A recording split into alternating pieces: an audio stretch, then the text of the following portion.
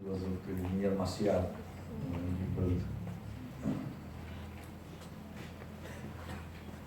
This is the oldest library of the world. The Ugarit, which the cuneiform are inside were found. So archaeologists, we can read it. We believe that we can read it from my ancient Tuswell, from ancient survey. So it is the Ugarit, 8,000 years old.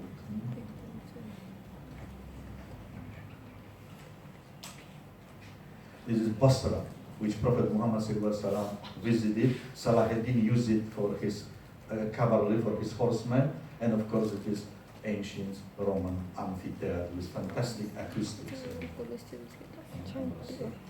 In this place, the famous camel of Prophet Muhammad is the place when it steps. That is in Damascus. That is house which we lost. There's nothing. This is the irony of history. You collecting, you doing war coming, more rocket hits. We are destroyed everything. Nothing to be.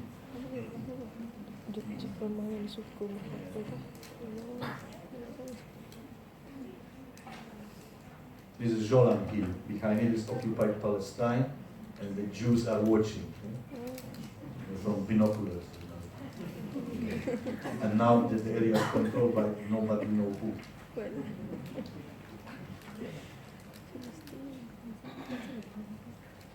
That is Hammam, very ancient Mamelukes from 13th century. I'm with my sons, the two sons, his cousin. And of course, we in the night relaxed ourselves. Very good tradition.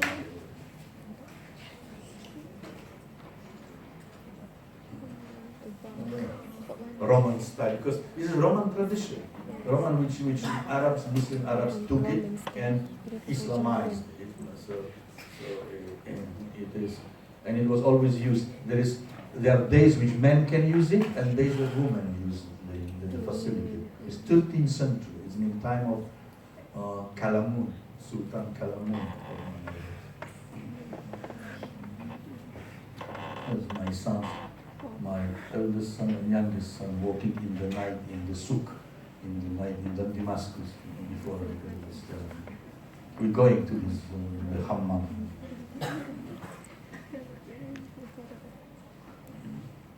This is the remnants of the Hijaz.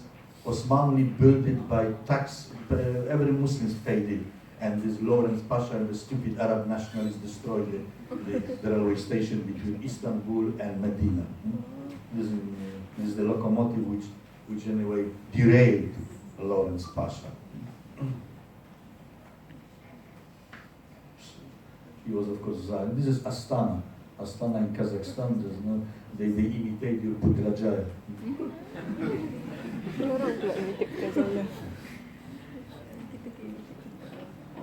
It's fine. Askar, fine horse.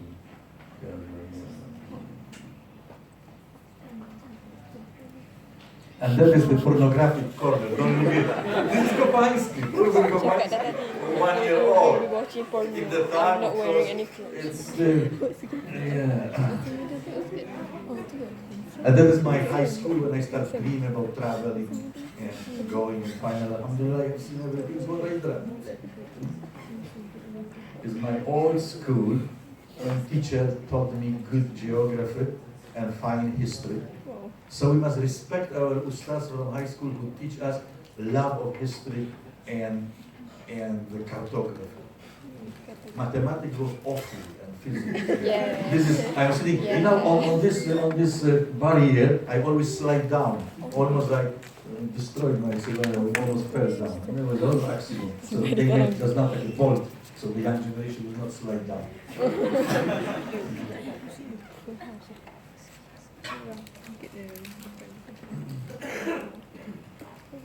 And that is, I was 19-year-old in a military officer school. So, 2 years later, I was arrested and expelled and sentenced to death.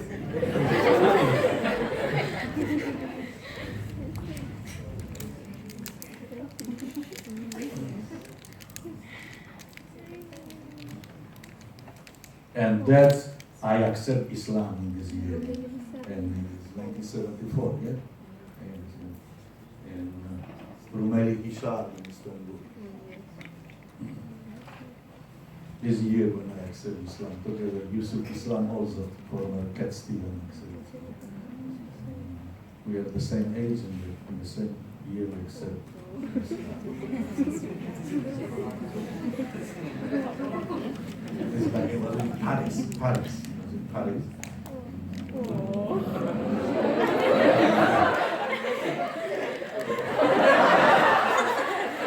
Over here, I was young, very arrogant, professor of philosophy, very young, not even assistant. I'm confused too.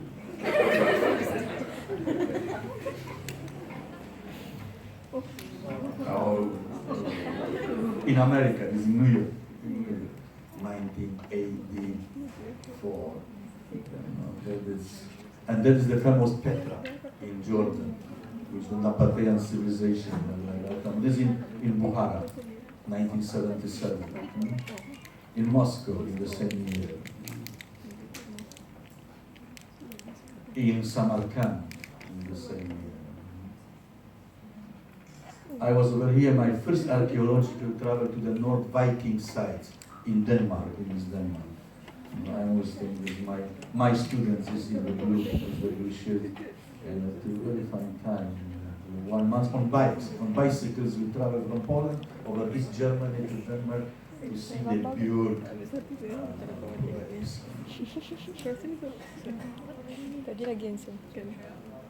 This is my camel who spat on me 2 liters of saliva. Hate followers. Very against Ajami. But the desert is between Syria and Iraq. I go closer to him and he may go.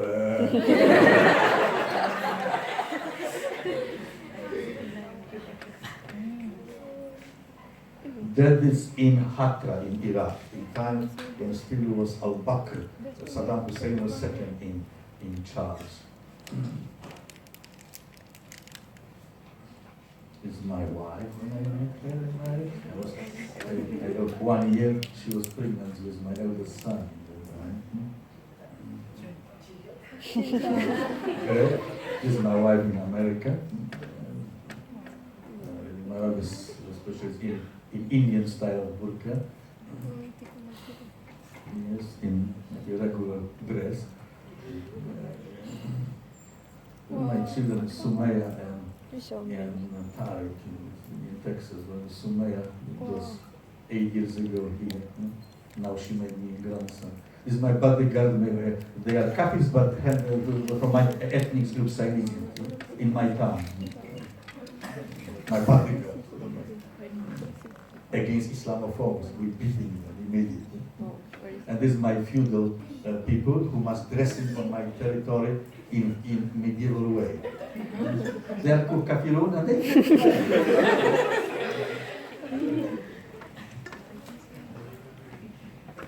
because I hate modernity. This library which will now die, all my books and memoirs, everything will go there. And my Malayana, what I collect from Malaya, everything will be there. I already wrote in my last will.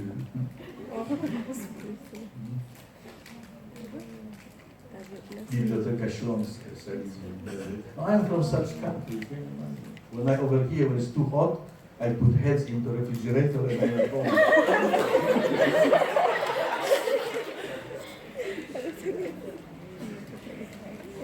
In my country, even in summer, it's snow, but on mountains, in the top mountains, it's still snow.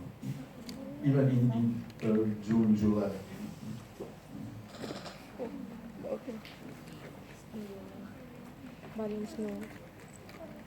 This my castle, yes, my family castles, anyway. But everything's what I built, they order are demolished. There is wrong constructed.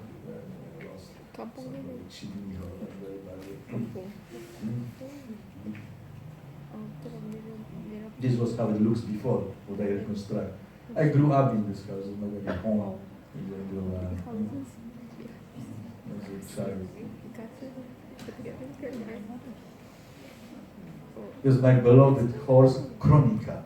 she's very quiet, and that she likes me very much. I'm not throwing her anymore because I damaged my legs very badly anyway. So now I have a little problem with the muscles recovery. Chronic still tolerate.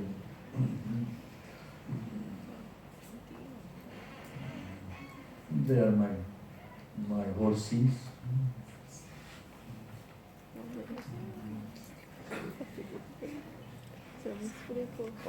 In our country, everything is pute. In my farm, even peacocks are pute.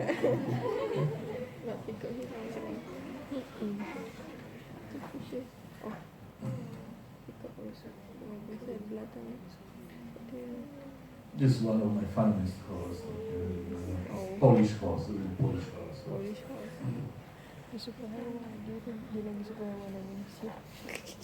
This is my land. I'm shooting everybody who crossing. It's written, don't trespassing because you will receive pellets in your posteriori.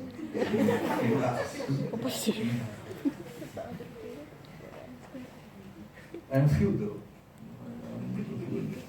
This is my pond, that you verify pond. Just now the water going down. This was the eldest son, but he was over here in America, in Texas. In 1983, when I was expelled from Poland and received political asylum in Texas.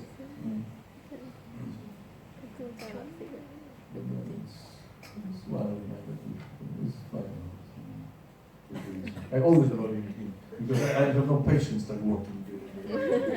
This is the smallest horses which I try to develop, the mini pony. But they are too expensive and they are very aggressive. They're biting everything, everybody around. The smallest are the most vicious. You will see because I stay here, give you show to the side. And biting like dogs. Look. This is horse, not dog.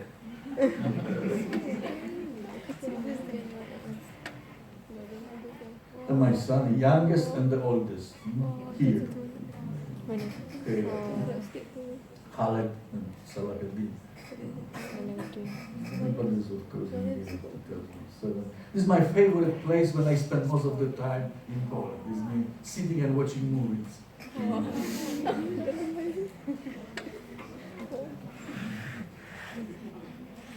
You can build yourself because of, and that's the best place when every Muslim should go, and I won't die over there.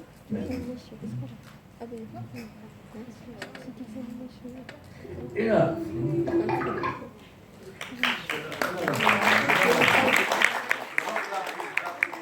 In Arabic tradition, when clapping women who cannot talk because it is haram to talking, observing sukut. So they clap if it means, Ruk, Bara, get up. So, now this number is growing up. In the darkness, a lot of people, you multiply. So let's go to the merit of the today talk. Now, officially, I should talk about historical archaeology of your region. By this, I try to encourage you, little impress you, to show you that dream first, and you will get it everything. First is dream, later is planning. After planning is action, and after action, you get it. Because Allah subhanahu wa ta'ala give us when we have a fine, good intention. But everything must be built on total obedience, little preaching, total obedience to the Islamic law. When I make something wrong, and little break, little this, I always receive spanking from Allah. Let us say if I will do something this, let us say I pay fine. Let us say cop stop me and give me fine because I driving on yellow lines or something like that. So always we were punished. And in my life I was many times punished and many times awarded also. So I'm very happy Muslim old man. As a young man, when I was non-Muslims, I was sometimes very unhappy. Of course, if I will show you, I try to take little show everything is good, but I was sometimes very unhappy. There was a moment which I had absolutely enough life. Only disco, only rock and roll, only this, only that. Alcohol, subhanAllah, I never, even before I accept Islam, I never stick to it. And my country is alcoholic country. It's the alcoholic zone, which we have the biggest problem for Islam, because many people say, oh, I like it, I want, Allah is one, yes, so I cannot drink. That is the problem. That's the problem. Finland, Sweden, it is like that. So that is a huge barrier for our da'wah. But I don't want to talk about da'wah of today. How Islam came to Malaya? How came Islam came to Nusantara? Again, I repeat you my Sherlock Holmes deduction style of thesis.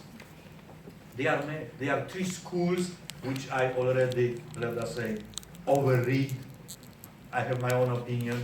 Professor Atta's way to see the holy man with big genealogy from Yemen, who has special visa card, a little mocking, coming here and converts the pagan Malay into Islam. This is one school. And it was happened very early time. But we, holy groups from let us say. I am not happy with the thesis. I told for Atas even open about it. He disliked it. We like each other as scholars, but we dislike our thesis. Second school is school of Kafirs, Englishmen, who came here, who were never historians, but they were born colonial officers. So at least one good thing, they did not drink always only play cricket or polo in Port Dickson clubs, but they also walking around and studying. But they falsified your history in Jambras journals of royal studies of this and that, what you read. And generation of your young historians repeat what the Englishmen hammer it into your brain. That the Arabs came years over here because, of course, you was on level of Stone Age, and the Arabs were much more sophisticated, but they were traders. Their motivation was not spreading Islam, but to make, of course, trade, because they want spice from Maluku, from Sulawesi, from Sumatra. Yes, it's partly true. Of course, Englishmen lying in the best way. Very attractive. That's why they have Shakespeare. That's why they have a wonderful literature, which I am a lover of it. Because Englishmen, when do something, do it artistically correct. French are, Germans are too heavy for you, but Englishmen coming like green snake. Yeah? So officially, you was not colonized. No, they came to protect you against spies, against this, against that. Other myth, anyway, created by British and Dutch, of course, Leiden University, which I am opposed. I am hostile to Leiden School. They rob it from you, from Indonesia, massively, manuscripts, they have everything, but they, everything interpreted into, and later put into Encyclopedia of Islam. And our over here, let us say, over-educated colleagues will read it. It is Encyclopedia of Islam. It's not like what they said, because they are holy men, and we must believe it because Leiden University. And they very skillfully deform your history. First of all, Malacca, which fascinated me from beginning. Almost 15 years I'm traveling to Malacca every year, and every day the same places, and I see it's sometimes overcrowded, this junker, and the towers building. But the place where Masjid was destroyed is disappearing almost under the infrastructure of Ministry of Tourism. I thought for President Yakin, please, at least small flags over there, that over here, Portuguese corsairs and pirates, led by war criminals, Afonso Albuquerque, destroyed the only stone-made masjid in this area. We until today speculated what was the architectural style of it. Even I don't know. I have one picture from Lisboa, from Portugal, which is in metro station, which showing, of course, heroic Portuguese shooting Malay, half-naked, lying on the bridges, and behind this is masjid, who looks like masjids from Gujarat, with the onion style of impossible.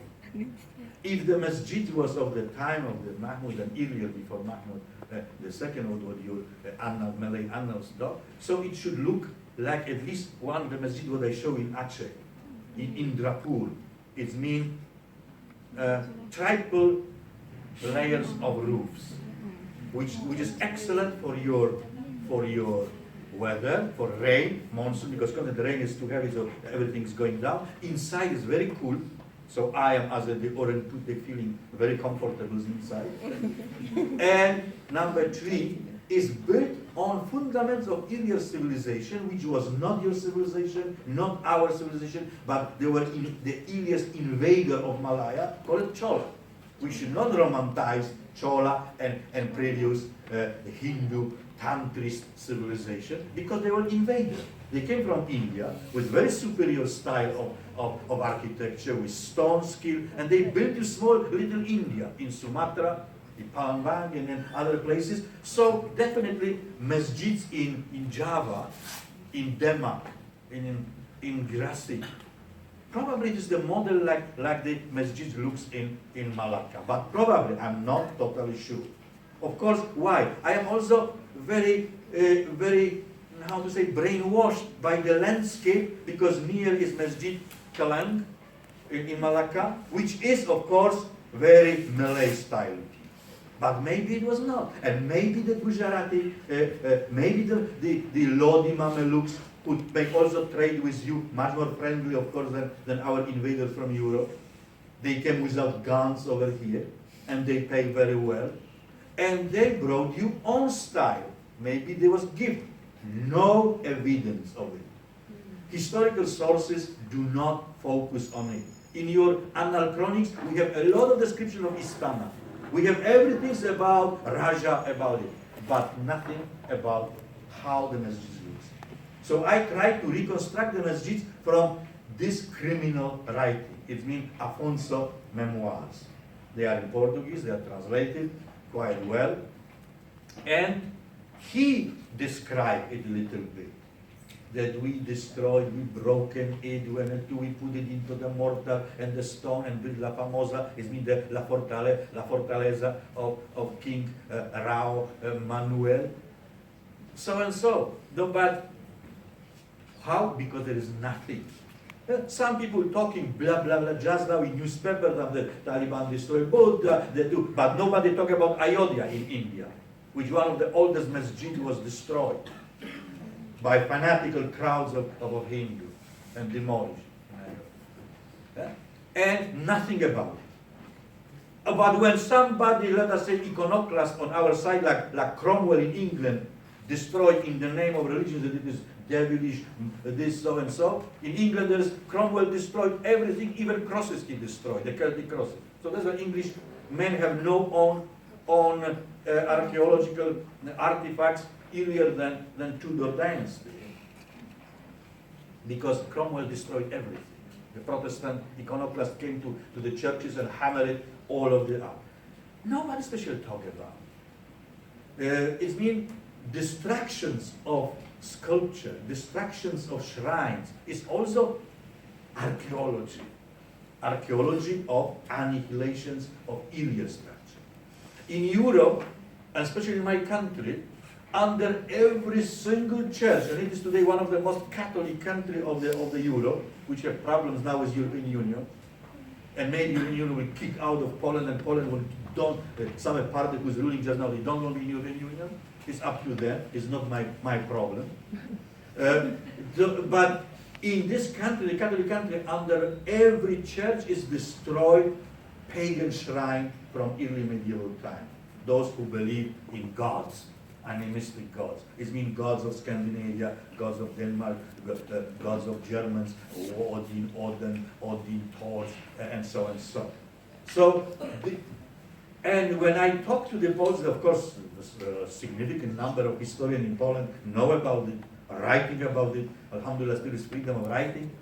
But the Catholics don't like hear about it. In Athens, if you go into the Delphi, which every tourist will see, the Delphi famous when Pythia sit and predict what will happen, inside it you see precious according, not for precious from me, all the ancient Hellenistic, Hellenic sculpture totally demolished, destroyed, without noses, without hands, because later the Christians, fanatics during Byzantine time, the iconoclasts, in the name of destruction of the idol, because they said God need not any kind of a picture or sculpture, they destroyed it. So the tourists see it, and some are feeling embarrassment, because I directly said, look what the Christians did. They destroyed the UNESCO style of it. And they accepted, but of Byzantine, today is history. You know, I have arguments for you, you can use the arguments of it. If somebody criticizes too much certain Islamic movement that they destroy, let us say, devilish heads of Baal or others, so I say, how you will classify Prophet Ibrahim? Not tell again Prophet Ibrahim that he was vandal of pre-Islamic architecture of Mesopotamia. And what Ibrahim did? He destroyed, as you know, all of the gods falling. Even his father was embarrassed. And what Prophet Muhammad did when he entered back after victorious return to Makkah. He walked with his Assad and he demolished the pre-Islamic UNESCO beautiful sculpture of Lazat, Hubal, and others devils of this. No? Let the secularists have a courage to call them radicals, and they will see the response of society. No, so this is argument. To who is vandals? Again, after World War II was ended and Germany lost, Russia demolished in Berlin every single beautiful monuments, arcs, everything which was not a swastika, eagles, because they said it is the imperialistic Nazi style of and so element. Why they have right to destroy? Why every single cemetery of Germans in my towns was destroyed by Poles, by Polish people? Because they say no, because cemetery showing you that before somebody died over here and was different culture. So sometimes archaeology is very embarrassing tools of showing that this is not politically correct. And sometimes opposite side, archaeology discovered nothing. The Yahuds, the Zionists of occupied Palestine, they make every single effort. And they have enormous financial resources to prove that it was a kingdom of David to which we return from Poland, Ukraine, and so, as a wandering people hated by anti-Semites. And what they found? The honest Jewish archaeologists wrote even good books. That's why they lost jobs in Tel Aviv and working today in England, like Finkenstein and others, or Shlomo Sand, who has a horrible Jewish name, but wrote a beautiful book, Invented History of Israel. Invented History of Israel. Because what they discover, anything what they dig and they revert and over every stones in Palestine. What they found? Oh, this is from Mameluke time. This is from Byzantine times.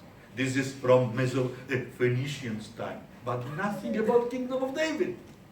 No, because of course, Kingdom of David is a myth, biblical, archaeological myth of 19th century. It was a powerful state with Jews rule. A Jewish in the ancient time didn't exist. There were people called Hebrew, which from their Bibles they call it, because nobody, the name, I checked Syria, Jordan, I travel everything. Where are the Hebrews? They were Habir people. It means Lepak people of desert. They were people, Bedouins, like today, they call it Bani Israel. Yes, Bani Israel exists. Like Bani Kenan, Bani Quraysha, Bani this, it means son of a They were. But they were a desert wanderer. And Bedouins did not build any stone civilization like Mongols. Mongols, Bedouins, nomads of desert or big Kipchak of savannah, they do not build because they are constantly mobile people. That's why Chinese build walls against them, against Mongols, against northern barbarians. The Scandinavians did not build any single things except a small carved stones with runs, because there was nothing to build, because they did not build civilization, because they live on verge of starvation like today certain tribes in Somalia or in Uganda. I do not want to belittle people who did not build pyramids or Angkor. I did not, anyway, until today we don't know who built Angkor, because history of Cambodia is history of dark ages. History of Cambodia is until 18th century because dark ages. For us, because dark ages is not insulting word, it is that we don't know nothing about it. So we don't know who built it. And by C14 you cannot check stones. So the stones, some can build it 200 years ago or 1,000 years ago, or you can claim it was 6,000 years ago. There was a lot of scandals in England and in America when certain evolutionists try to prove that what, and they falsify stones and say, oh, look, the Vikings left it over here, Thorvald, sons, they built in Canada, there is stone. And it was fake. Today we found that it was fake. So some archaeologists, to prove on fake theses, falsify evidence. Like there are artists who falsified Rembrandt or Vincent van Gogh. Some art dealers today are in fear. Their hair standing up because probably 40% in museum arts, in big national museums, are fake pictures. This thing is anyway very good for movies, and some people making movies, Hollywood about it. Exchanging of it. Because the original one are in hands of really rich people who like keeping for myself everything. I have certain artifacts which I like, which I collect, or I found, or I bought, which I will not show for anybody. I watch. It's for pleasure. It is like good chinta. Good chinta I will not share with everybody. Not like American. Yes, look, this is my wife, half naked. Oh, just now, De Niro sleep with her. Huh? No, good chinta is that nobody see her. Huh? I keep her in beautiful places, but this is between us, because chinta is a mystery, mystique, and like tenebras. It's mean hidden, because it is something, it's like shell, like siput. It's closed. The pearl is inside. The pearl is closed. And not open like that, because everybody will steal it.